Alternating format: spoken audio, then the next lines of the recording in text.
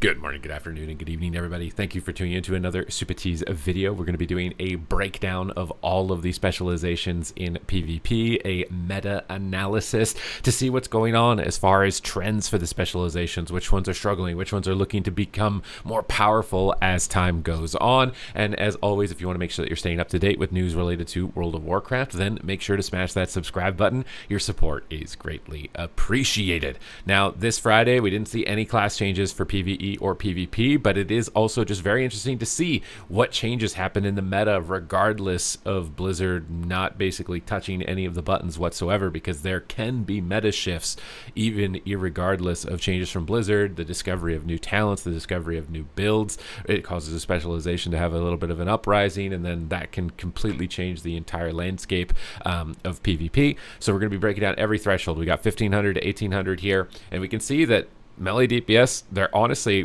pretty closely balanced with each other at the lowest ratings. Demon Hunter actually has taken to the top position, and I feel like almost all of the melee are pretty strongly competitive with each other until we get to the bottom three, between Enhanced Shaman, Survival Hunter, and Outlaw Rogue. I think particularly for Outlaw, its lack of significant burst damage is becoming a big issue. If you don't have an ability that can crit basically for 2 million damage, it's going to be rough for you in order to succeed. And then Survival Hunter has the potential to hit that damage threshold, but it doesn't have the same type of control and lockdown that a lot of these other melee DPS have to pin targets and actually finish them off.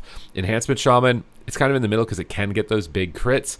It has decent self-healing, lacks a little bit of control as far as stuns, similarly to Survival, but has started to see a little bit of a rise up. But I could definitely see why at lower ratings these specializations would be struggling relative to the rest of the pack. Although Unholy DK has fallen down since its trend upwards, right? This is when we saw all the changes coming through. It has started to come down. And we're seeing almost all the Death Knight specs start to trend down. Assassination trending down. Even Warrior and Ret, though, also trending down. So we're seeing possibly a shift in the meta. We need to be scoping up, though, into the other rating thresholds. Now, this breakdown looks a lot more standard from 1800 to 2100 as to what I would be expecting. Arms Warrior and Ret Paladins were riding the high of all of the buffs that they've received up to this point, with how much damage that they're able to do at this point. I'm surprised that Arms Warrior is still riding so high. It has seen a little bit of a downtrend, but not nearly as much as I thought. It almost seems like a Ret Paladin is trending down harder than Warrior, which I was very surprised to see. I thought that Warrior would start to trend down, with the counter lobbies. I don't know if this is just people want to play Arms Warrior. Obviously, it's really strong and it gets really big crits. But at the same time, people haven't been able to play Arms in a really long time. Fury Warrior has just kind of dominated PvP for so long. So I'm wondering if this is like pent up, like I need to play my Arms Warrior, on top of the fact that getting really big executes is obviously going to make you really powerful. And there's a couple of specs that still have those big thresholds and lots of modifiers stacking together. Be interesting to see in the future if they decide to attack those modifiers, and whether they reduce their potency or completely remove them from the game, because I think a lot of players have brought them up at this point as complaints that there's just too many random passives that can all accumulate together, and then it leads to these big bursty one-shots. But you have to consider a player might not take all of these, and then the player who doesn't, their ability doesn't hit hard enough, and it just creates a total mess in that regard. But Arms Warrior is still riding very high. Not surprised to see Windwalker, Demon Hunter kind of competing in this range with each other. They're very similar in terms of overall potency, and then the rest of the melee start to fall off quite a bit here with Feral Druid and the Death Knight specs kind of holding off. We didn't really see a big uptick, honestly, for Death Knight, even despite the changes here.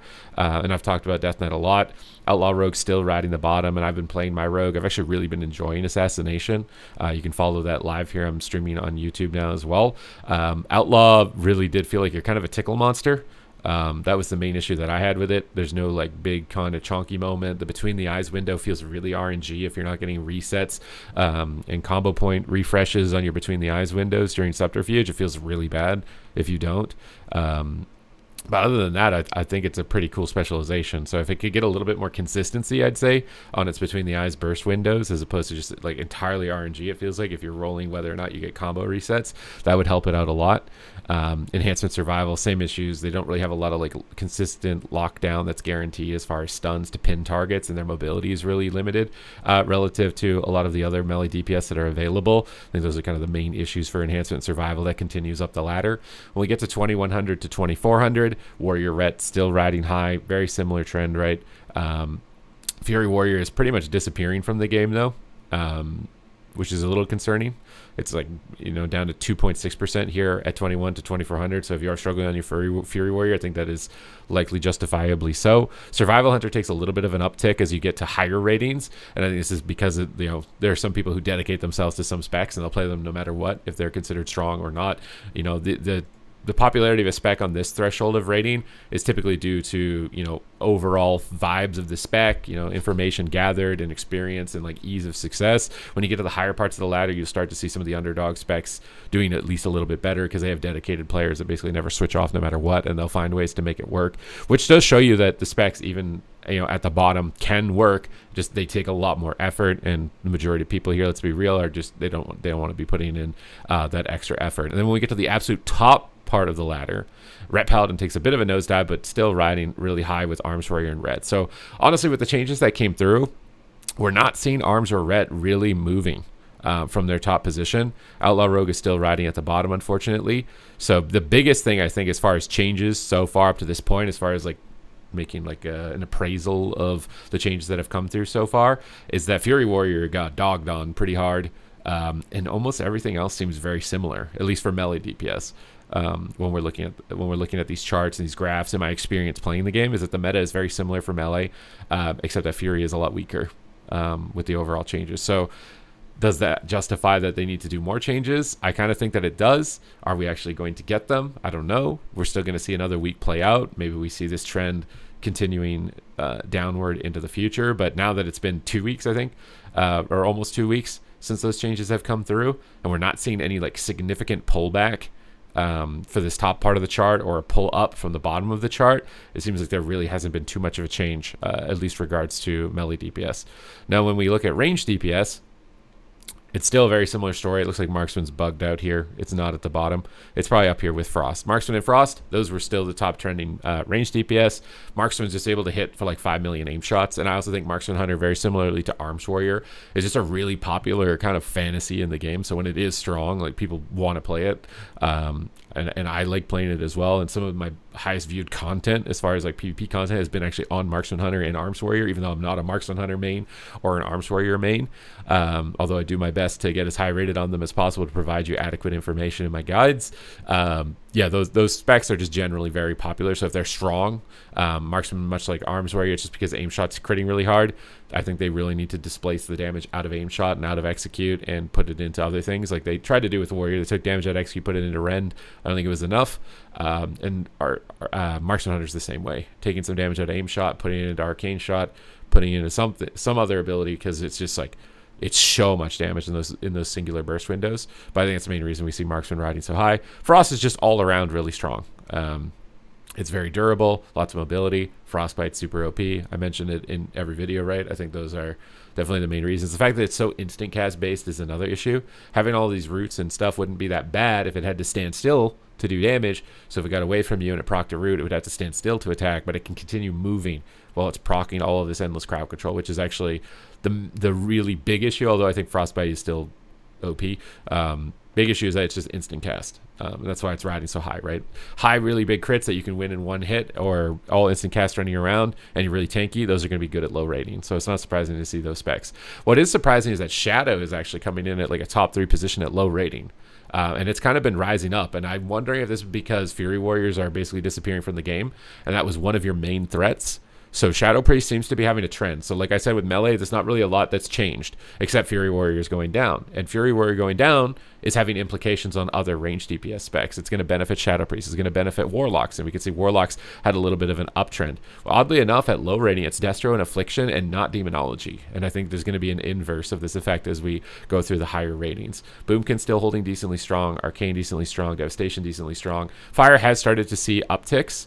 But again, it's basically just a Frost Mage that doesn't snare and proc roots, because they both just run around doing instant casts.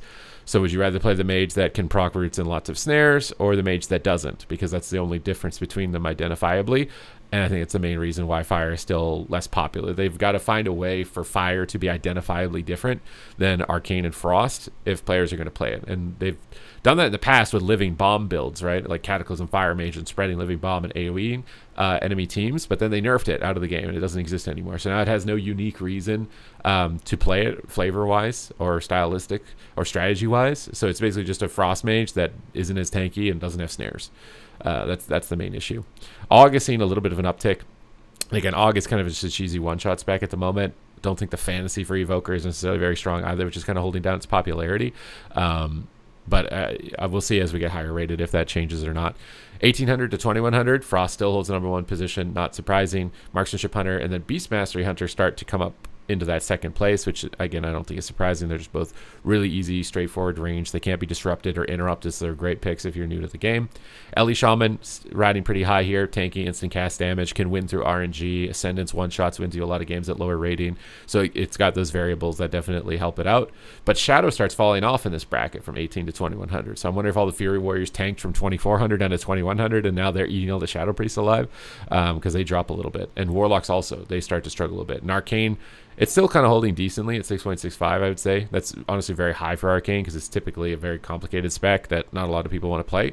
So this is actually saying that Arcane's probably in a really solid spot if it's this popular.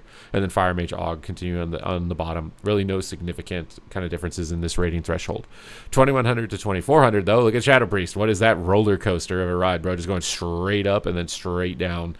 Shadow Priest is the #1 represented range DPS at 2100, 2400. So if you manage to get through the melee slog at 2100 as a Shadow Priest, you're going to start having some fun, it looks like. And Frost Mage actually is, where's Frost Mage? It just falls off entirely. Ellie takes over, Hunter takes over. So obviously, I think Frost Mage dominates lower rating because it's mostly melee DPS, and Frost Mage hard counters them. But as you get to higher rated lobbies, it becomes more about casters and Ellie Shamans and Shadow Priests. And even Warlocks to some extent do a lot better in those situations. So that's where we see the meta shift more, and it's based on density and popularity, right? Melee DPS are more popular than ranged across the board in PvP. I've recorded that data on my tier list, right? Melee DPS tier lists always get more views than everything else. Way more people play melee, and there's a lot of people who are low rated. More people are low rated than high rated. So if most people play melee and most people are low rated, most people at low rating are going to play melee. So anti-melee specs are really good at low rating, Dev Evoker, Frost Mage. But as you get better at the game, you get higher rated, their strength does start to fall off. Not that it's unviable, right? It's still like the number 4 or 5 spec at this rating threshold, but you start to see Mage fall off a little bit, and we start to see Warlocks kind of intermingling with each other. Boomkin starts falling off, which again, I'm not surprised to see if Shadow and Ellie are this high. Those are usually very difficult specializations. But when we get to the absolute tippy top of the ladder, look what takes the #1 spot, Demonology Warlock.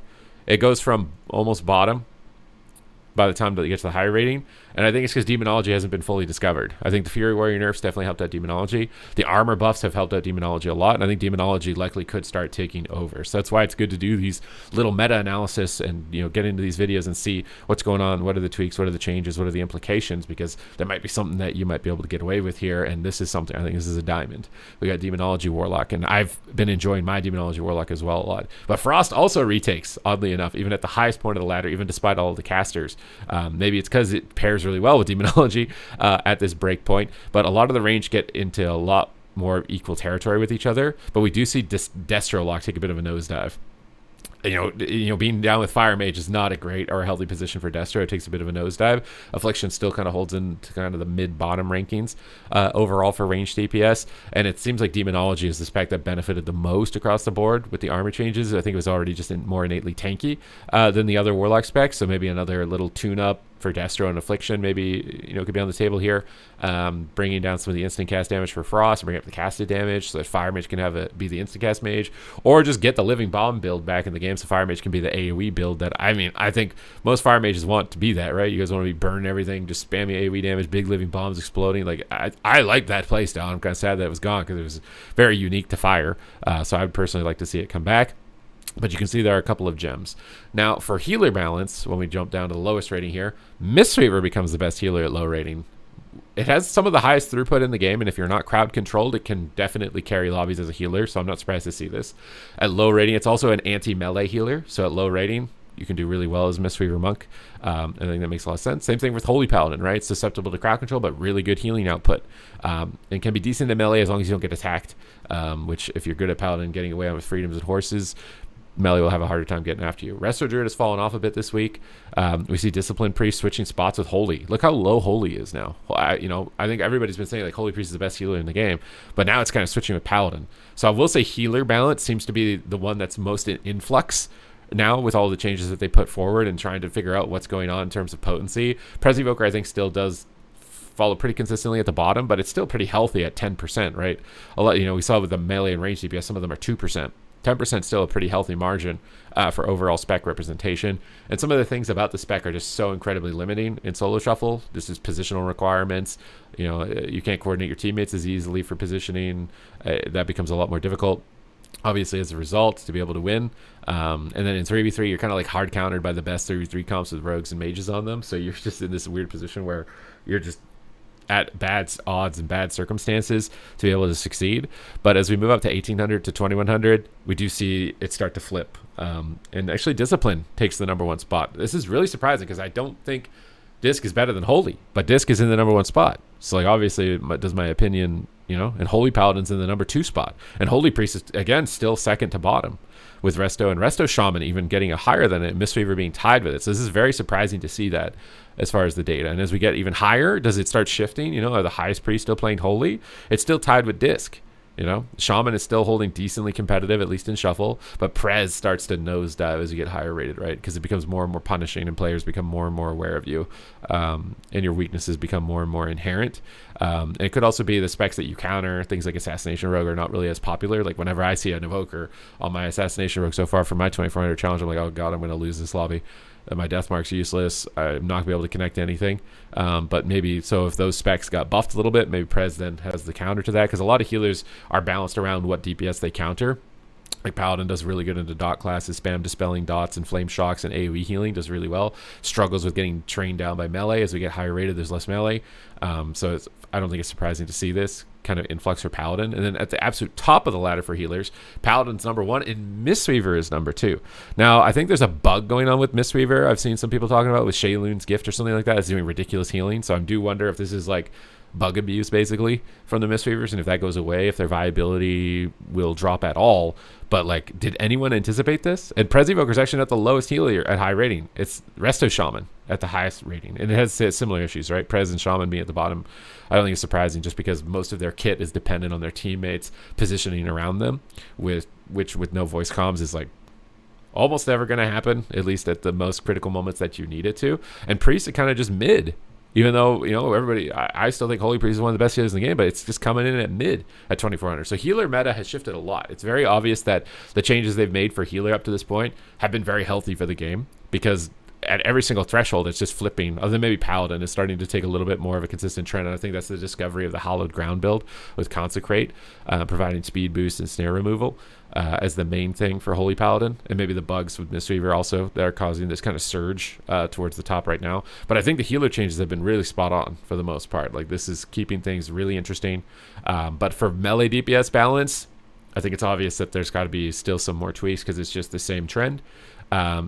And even with ranged, I think ranged could use a little bit of a tune-up, right? With some of the guys at the bottom on these trend lines, could definitely use some buffs as well. But all in all, I think the game is actually getting into a really solid spot. I think it's actually in probably one of the best spots it's been in, as far as competitive viability and gameplay. I really enjoy my time when I'm playing, unless I'm getting Frostbit root or something like that, which is what my live stream thumbnail is about, with the Frost Nova, if I get annoyed when I get rooted like that. But overall, the game is in a solid spot as far as gameplay is concerned. Obviously, we can talk about MMR, we can talk about all those existing issues, pre-made battle grounds and stuff like that, right? That I've made videos talking about, criticizing. We're hoping that they're going to be doing something, working on a solution for that, to be able to get that resolved, because it's obviously a big issue. But as far as gameplay, if you just want to play for solo shuffle, even Battleground Blitz, and you just want to do PvP gameplay, I've been having a really good time in solo shuffle and world PvP and 1v1s and duels and searching for that stuff going on. I've been enjoying it a lot. I actually think it's really fun. So from a gameplay standpoint, I think it's definitely a really good time still to get into World of Warcraft PvP. It's a shame that some of those other issues are probably, the main hindrance for a lot of other players, which is then bringing the queue times up a little bit. Working on incentives to get more healers into the game is definitely important. So the queue times are better there. But if you're struggling with queue times, you can be a healer, and you can do 2v2 or 3v3. Your queues will always be instant with 2v2 and 3v3 from LFG, which I know has its issues. But at the same time, if you manage to find some good quality partners from LFG that can be some of the best experiences that you're going to get out of World of Warcraft. My best memories are from my arena teams that I've had over time, and I've built my arena teams from Elwyn Forest Trade Chat. I built them from World of Warcraft forum posts at that time, although I know it can be hard because nowadays people just leave after the first loss, and it just seems like that's the same with everything in life now, which is kind of sad. I think that's like a trend of society, is not necessarily even just World of Warcraft. But if you manage to persevere and find the gem, find the gem team, the gem partners, I definitely think it's worth it, and it'll help out a lot with your queues. But other than that, thank you guys very much for watching the video. I hope you guys enjoyed this meta update, and I will see you in the next one.